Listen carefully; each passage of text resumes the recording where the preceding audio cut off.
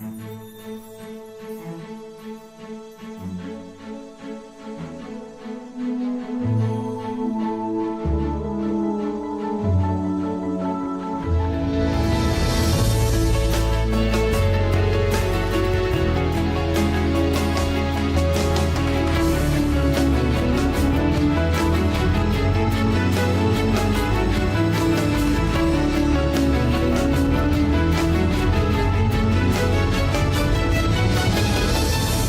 à l'heure de la bonne nouvelle.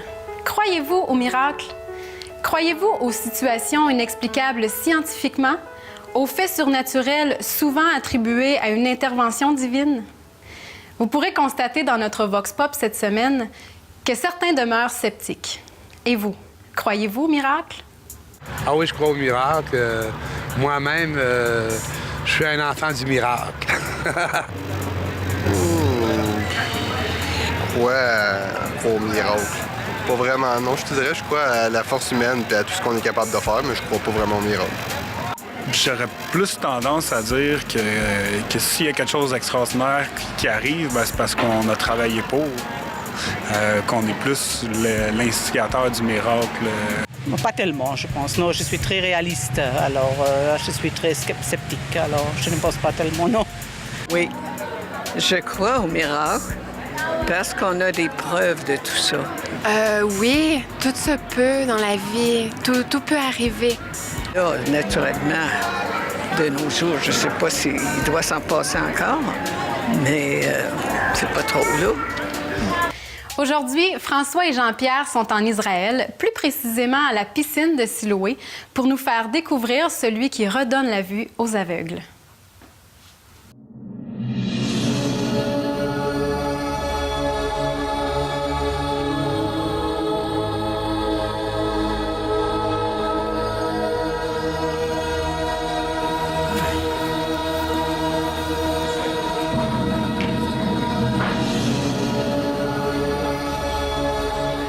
François, nous nous trouvons maintenant tout près de la fameuse piscine de Siloé.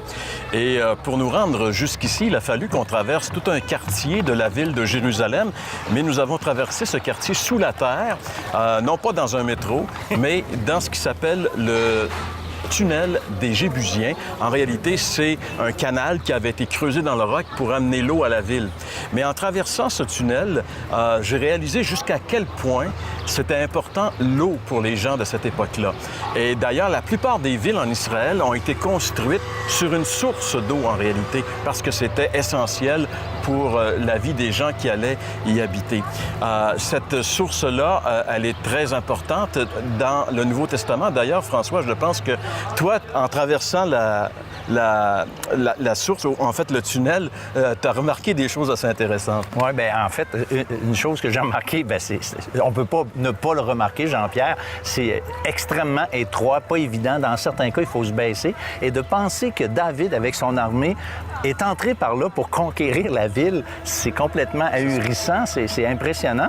Puis une autre chose qui m'a impressionné, c'est compte tenu des aspects technologiques de l'époque, de creuser un tunnel de cette ampleur-là, de cette profondeur-là, pour aller chercher la source d'eau. Bien, c'est fou parce que c'était carrément avec des petits instruments, des ciseaux à pierre, là, puis à marteau. C'est incroyable. Puis le guide qui nous accompagne nous a dit que ça leur aurait pris à peu près 3 ans de creuser ça. Et pour moi, ça, 3 ans, c'est très peu, compte tenu de l'ampleur là, du projet. Évidemment, pour des gens comme nous qui lisons la Bible, et peut-être pour vous qui nous écoutez, venir à Jérusalem, c'est une source de merveilles. On trouve des choses presque à tous les coins de rue. Et on a découvert que non seulement la ville elle-même, mais sous la ville, il y a aussi des choses intéressantes. La piscine de Siloé était située tout au sud de la vallée du Cédron. C'est ici que débouche le tunnel d'Ézéchias, ce tunnel qui devait amener de l'eau dans la ville de Jérusalem dans les situations de siège. Détruite dans des guerres précédentes, Siloé a été reconstruite par Néhémie au 5e siècle avant Jésus-Christ. À l'époque de Jésus, on venait ici lors des fêtes des tentes pour puiser de l'eau qu'on aspergeait ensuite dans le temple en chantant les paroles d'Ésaïe 12:3 qui disait « Vous puiserez de l'eau avec joie aux sources du salut ». C'est dans ce contexte que Jésus s'est écrié ici « Si quelqu'un a soif, qu'ils viennent à moi et qu'ils boivent. C'est également ici que le Seigneur Jésus-Christ, après avoir ouvert les yeux d'un aveugle de naissance, avec de la boue, l'a envoyé pour laver son visage. Jésus a guéri cet homme qui était aveugle depuis toujours et on pourrait dire qu'il s'est passé ici un double miracle. Dans un premier temps, on peut parler de cette guérison physique, mais aussi on peut parler que le Seigneur lui a ouvert les yeux spirituellement parlant en relation avec qui il est vraiment. Et on va lire ensemble un texte de l'Évangile de Jean, puis j'aimerais qu'on n'aura pas la capacité, la possibilité aujourd'hui de lire au complet le texte, mais je vais faire certains extraits, mais je vous invite à lire à la maison le chapitre 9 de l'Évangile de Jean en son entier pour avoir l'ensemble de cette histoire. Donc, on commence la lecture. Jésus vit en passant un homme aveugle de naissance. Un peu plus loin, au verset 5, « Pendant que je suis dans le monde, dit Jésus, je suis la lumière du monde. » Après avoir dit cela, il cracha à terre et fit de la boue avec sa salive. Puis, il appliqua cette boue sur les yeux de l'aveugle et lui dit, « Va et lave-toi au réservoir de Siloé. » Il y alla, se lava et s'en retourna, voyant clair. On peut parler ici d'une guérison assez simple. Le Seigneur Jésus a simplement pris de la salive, de la terre, a appliqué ça sur les yeux de l'aveugle et il lui a dit de venir se laver dans ce réservoir ici. Et l'homme a miraculeusement et immédiatement retrouvé la vue. C'est pas compliqué, mais après, les choses se sont un petit peu compliquées pour lui. Ceux qu'il connaissait depuis toujours ont déjà été divisés à son égard parce qu'il n'était pas sûr si c'était vraiment lui. Il y en a qui disaient c'est lui, c'est le même. D'autres disaient c'est pas lui. De telle sorte que lui disait ben non, c'est moi qui étais aveugle puis j'ai été guéri. Et puis ces gens-là, d'une façon qu'on ne peut pas comprendre vraiment, l'ont amené aux autorités religieuses. Et là, eux se sont mis à le bombarder littéralement de toutes sortes de questions. Qui t'a guéri? Comment t'a-t-il guéri? Où est celui qui t'a guéri? Est-ce qu'il est pécheur? Et là, l'homme était incapable de répondre à toutes ces questions. Et puis, à un moment donné, c'est comme s'il était un peu impatient. Puis il dit, écoute, j'étais aveugle, ça je le sais, puis maintenant je vois. Et on pourrait dire qu'il comprenait l'essentiel de ce qui s'était passé dans sa vie. Cette expérience était vraiment majeure. Et ici à Jérusalem, je suis un peu impressionné du monde religieux. Il y a toutes sortes de dénominations, de religions qui sont représentées ici à Jérusalem. Et parfois, en les regardant, je me disais, est-ce que ces gens-là comprennent vraiment l'essentiel? Parce que je remarque que quand on fouille un peu dans les religions, on s'aperçoit que c'est compliqué. Il y a plein de détails, de choses à suivre, à faire, à pas faire. Et puis je me suis dit, c'est tellement loin en quelque part du simple message de l'Évangile. Et ça, c'est le problème un peu avec la religion. On complique les choses. Lorsque l'Évangile, c'est pas plus compliqué que cet homme qui était aveugle, puis que maintenant, qui voyait, il a été guéri. Et c'est ça qui est le miracle. Mais j'ai parlé de l'autre miracle, et ça, c'est encore peut-être plus impressionnant. Parce que là, cet aveugle de naissance, oui, il a vu clair, mais il s'est passé quelque chose. C'est qu'il a reconnu et compris des choses à propos de Jésus. On voit qu'il y a comme une progression à travers son cheminement. Quand on lui demande au début « Qui t'a guéri? » bien, l'homme répond simplement « L'homme qu'on appelle Jésus ». C'est comme s'il n'en savait pas plus. Mais un peu plus tard, si vous lisez le chapitre au complet, vous allez voir qu'il l'a reconnu comme étant un prophète. Et là, reconnaître Jésus comme étant un prophète, c'était très impliquant. Ça le mettait comme dans l'obligation morale d'écouter ce qu'il disait, puisqu'il parlait de la part de Dieu. Et finalement, on lui avait posé la question s'il était pécheur à propos de Jésus. Et là, au début, il semble avoir une certaine hésitation, mais vers la fin du chapitre, il est vraiment convaincu que Jésus n'était pas un pécheur. Donc, il y a comme une évolution dans sa compréhension, comme si Dieu se révélait tranquillement à lui. Et puis là, on arrive au point culminant de notre histoire, et on va lire ensemble les versets concernant la conclusion de cette histoire dans le chapitre 9, toujours bien sûr, et on va lire à partir du verset 35. Jésus apprit qu'il l'avait chassé et, l'ayant rencontré, il lui dit, « Crois-tu au Fils de Dieu? » Il répondit, « Et qui est-il, Seigneur, afin que je croie en lui? » « Tu l'as vu, lui dit Jésus, et celui qui te parle, c'est lui. » Et il dit, « Je crois, Seigneur. » Et il l'adora. Voyez-vous, c'est là que les yeux spirituels de notre homme se sont vraiment ouverts. Il a vu et reconnu que Jésus était le Fils de Dieu. Et ça, pour cet homme-là, dire que Jésus était le Fils de Dieu, ça voulait dire qu'il était Dieu lui-même et qu'à partir de ce moment, il lui vouait entièrement sa vie. Et comme le texte le dit, il l'adora. Et quand on parle d'adorer, c'est vraiment se vouer à quelqu'un, c'est se prosterner, c'est le servir en tant que Dieu lorsque nous, on se place et on se reconnaît comme la créature. J'aimerais vous dire que Jésus passe aujourd'hui dans votre vie comme il a passé dans la vie de cet aveugle-né. Jésus passe aujourd'hui et je peux vous dire que spirituellement parlant, on est tous des aveugles de naissance et qu'on a besoin d'une révélation. On a besoin de rencontrer Jésus personnellement. Et moi, je peux vous dire, c'est un témoignage personnel, que le Seigneur, ce miracle-là, s'est passé dans ma vie en 1973, où le Seigneur m'a littéralement ouvert les yeux, pas les yeux physiques, mais les yeux du cœur. Dieu s'est révélé à moi, et pas d'une façon là où le ciel s'est ouvert, c'est simplement les vérités de la parole de Dieu qui sont venues à moi et qui m'ont convaincu. Par exemple, Dieu m'a ouvert les yeux en ce qui concerne le péché, les ravages que le péché a fait autour de moi, mais les ravages du péché dans ma propre vie et surtout comment le péché m'empêchait d'entrer dans la présence de Dieu. Mais j'ai aussi eu une révélation, si vous voulez, en relation avec l'importance de la croix. J'ai compris à un moment donné que le Christ sur la croix avait pris mes péchés pour que moi, je puisse être libéré. Et moi qui croulais sous la conviction que j'étais pécheur, la certitude que j'étais perdu, lorsque j'ai compris la croix du Calvaire, là où Jésus a pris le fardeau de mes péchés, le jugement de Dieu à cause de mes péchés, j'ai réalisé que moi, en contrepartie, je pouvais avoir la paix. Et c'est là que tout a changé pour moi. Et on peut parler de grands changements dans la vie de cet aveugle, mais je vous assure que lorsque Dieu ouvre nos yeux spirituels en ce qui le concerne, les changements sont d'autant plus grands. L'histoire que nous venons d'entendre par la bouche de François, qui relatait justement un fait qui s'est déroulé dans la vie de Jésus, nous démontre que la réaction des gens face à Jésus est toujours opposée.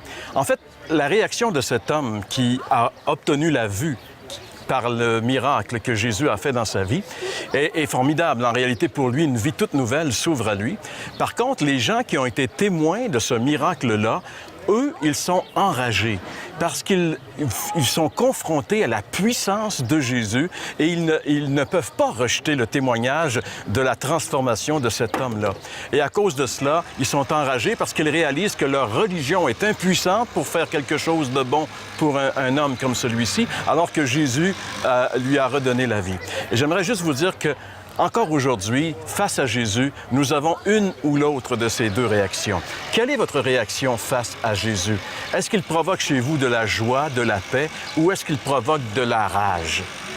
Si c'est le cas, j'aimerais vous inviter à reconsidérer sérieusement votre relation avec lui.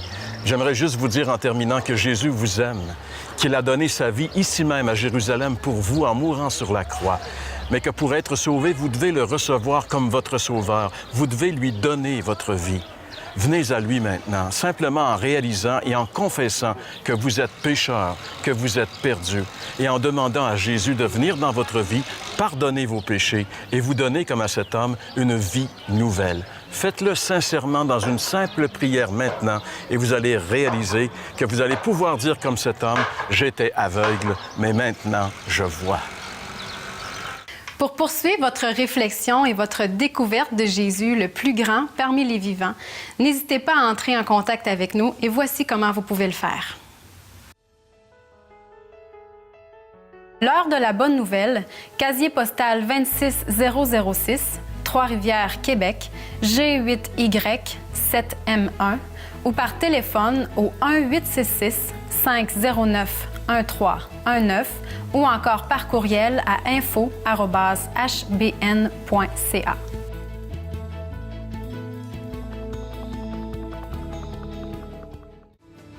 Bonjour Sonia. Bonjour. Bienvenue à l'heure de la bonne nouvelle. Merci. On aimerait entendre ton témoignage aujourd'hui, comment Dieu a travaillé dans ta vie, comment tu en es venu à avoir la paix avec Dieu. Moi, j'ai grandi au Saguenay, dans une famille très chaleureuse, avec un père italien.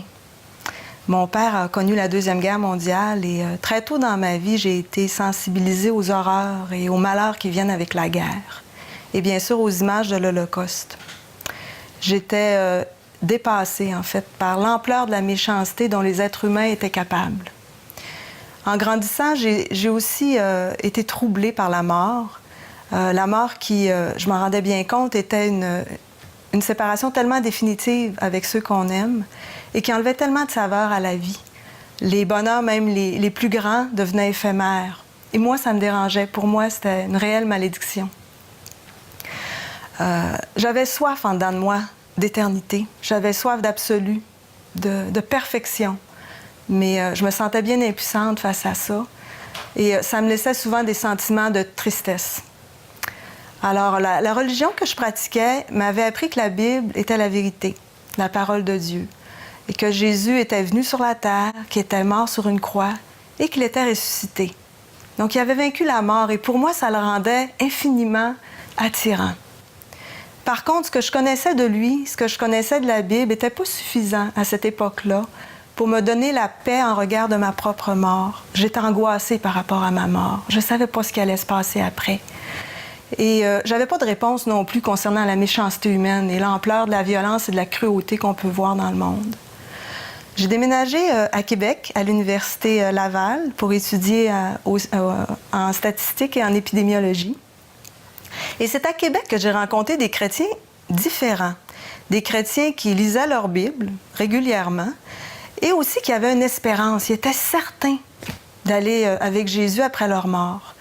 Ils se disaient même « sauver », un terme que j'avais jamais... j'avais jamais entendu jusque-là. Et au début, ça m'a choquée. Au début, je les trouvais bien prétentieux. Parce qu'on m'avait toujours enseigné qu'on ne pouvait pas être sûr où on allait après la mort. Mais j'étais tellement intriguée par leur espérance et aussi par leur connaissance des Écritures, parce que parmi ces gens-là, il y avait des gens très simples. Mais ce qu'ils disaient avait donc du bon sens. À un moment donné, un d'entre eux m'a demandé « Sonia, qu'est-ce que ça veut dire pour toi être chrétienne? » Et là, je me rappelle avoir balbutié une réponse qui était bien insatisfaisante pour moi, très vague. Et je lui avais renvoyé la question. Et lui m'avait dit « Mais tu sais, moi, je sais que Jésus est mort à la croix pour mes péchés. Je me suis sincèrement repentie et j'ai reçu son pardon. Je sais que maintenant, désormais, si je meurs, je vais être avec lui au paradis. » Et je vous avoue, à ce moment-là, ça a fait « Wow! » C'est ça que j'aurais voulu répondre. C'est ça que j'aurais voulu dire. Ça avait beaucoup de sens pour moi. Mais en même temps, ça me disait « Mais toi, tu n'as pas été capable de le dire. Toi, tu n'étais pas capable de le formuler. » Et je savais pertinemment que si je n'étais pas capable, c'est que je ne le vivais pas. C'était pas senti en moi. Et cette journée-là, j'ai avoué à Dieu ne pas le connaître suffisamment. Qu'il me manquait quelque chose, qu'il me manquait une espérance que d'autres chrétiens semblaient avoir et que je voulais désespérément. J'avais soif de ça. Ces chrétiens-là m'ont encouragée à lire ma Bible, à développer mes convictions. Ce qui avait du sens pour moi, parce que, comme je l'ai dit tout à l'heure, la Bible, pour moi, c'était un livre de vérité. J'avais 27 ans et je ne l'avais jamais lu. Au fond, c'était pas normal. Donc, je me suis mise à la lire. Ce qui m'a frappée d'abord, c'est l'omniprésence du péché du début à la fin de ce livre-là.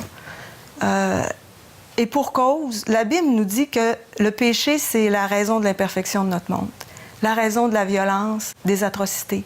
C'est comme si en nous, il y a un potentiel de méchanceté qui, mis dans un environnement particulier, peut conduire à des horreurs comme on a vu lors de l'Holocauste et dans bien d'autres guerres. Et la Bible dit aussi que la mort est la conséquence du péché. Donc, pour moi, il commençait à avoir des réponses là, à ce qui, pour moi, avait été des questionnements de toute une vie. La Bible disait aussi que tout le monde était pécheur. Au fond, tout le monde meurt. Donc, c'était logique. Sauf que moi, ça me heurtait parce que j'avais de la facilité à voir les péchés chez les autres, mais les miens, c'était plus difficile. Il y avait un orgueil en moi Et j'avoue que j'ai dû demander à Dieu de me montrer mes péchés. Ce qu'il a fait, il m'a montré le mal que j'avais fait à certaines personnes. Probablement que j'en ai fait bien plus que ce que j'ai même vu. Mais j'ai pris conscience que j'étais pour vraiment une partie de la misère de ce monde-ci aussi, de l'imperfection de ce monde-ci. Puis finalement, une notion que je n'avais pas apprise dans ma religion, c'est qu'il y aurait une justice, qu'il y aurait un jugement pour le péché de l'humanité et pour les pécheurs. Et au fond, c'est ça qui me manquerait pour comprendre pourquoi on appelait Jésus-Christ le Sauveur. Parce que s'il était Sauveur, c'est qu'il nous avait sauvés d'un enjeu important. Et que par sa mort à la croix, il sauvait d'un jugement, un jugement qui va être sévère, ceux qui se confient en lui. Donc, moi, j'ai compris que ce jugement-là, il viendrait aussi sur moi, parce que j'avais compris désormais que j'étais pécheresse. Il me restait plus qu'à me repentir, à croire que son œuvre était suffisante pour me pardonner. C'est ce que j'ai fait. Et non seulement Jésus-Christ est mort pour moi, mais il est ressuscité aussi pour moi. Et pour tous ceux qui se confient en lui. Donc, il a vaincu la mort et je sais que je verrai un jour ce monde qui va répondre à toutes mes aspirations, où il n'y aura plus de deuil, plus de larmes, plus d'atrocités, plus d'horreur. Et si je le crois, c'est pas parce que je suis prétentieuse comme je l'ai pensé de certains chrétiens, c'est simplement que je mets ma confiance dans ses promesses, parce que c'est lui qui l'a promis, Jésus-Christ. Merci beaucoup, Sonia. Super. Merci.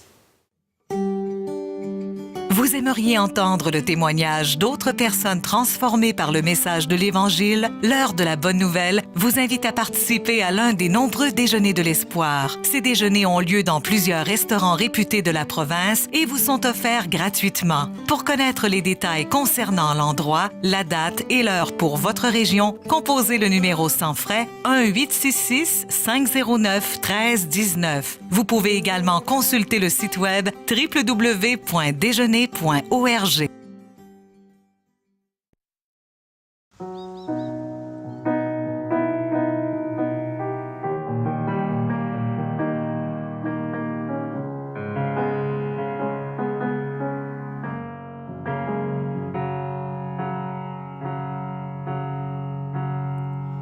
Tu pries le ciel pour qu'il t'apporte de plus beaux jours. Tu mets ton espoir dans les gens qui t'entourent.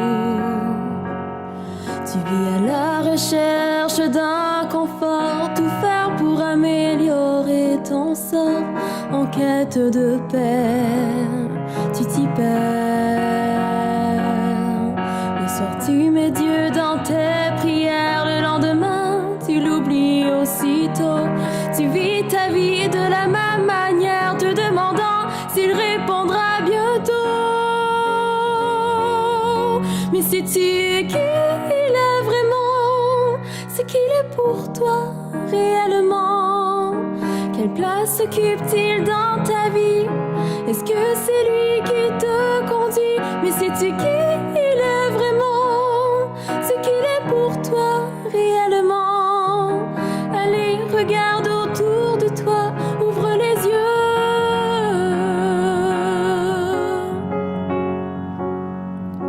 Tout ce qu'il y a autour de toi vient d'un seul auteur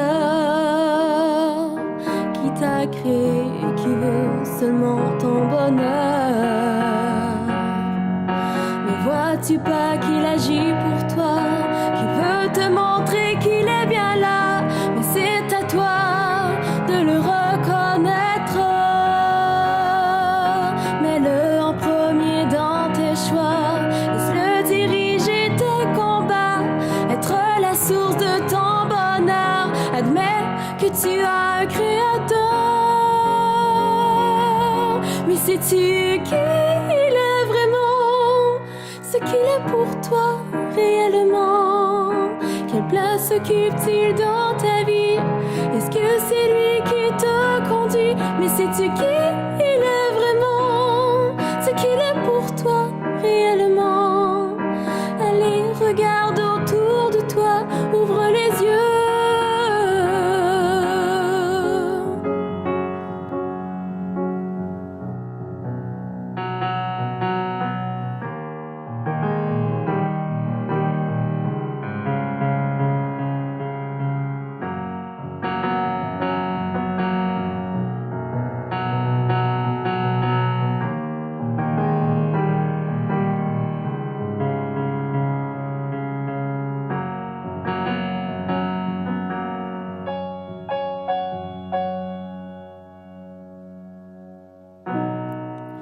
Mais qu'attends-tu de lui?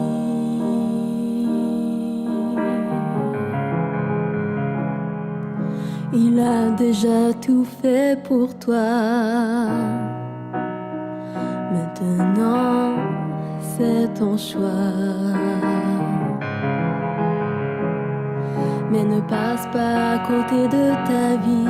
Ne passe pas à côté de ta vie. Mais dis-moi qui il est vraiment, ce qu'il est pour toi réellement. Quelle place occupe-t-il dans ta vie? Est-ce que c'est lui qui te conduit? Mais dis-moi qui il est vraiment, ce qu'il est pour toi réellement. Allez, regarde autour de toi, ouvre les yeux.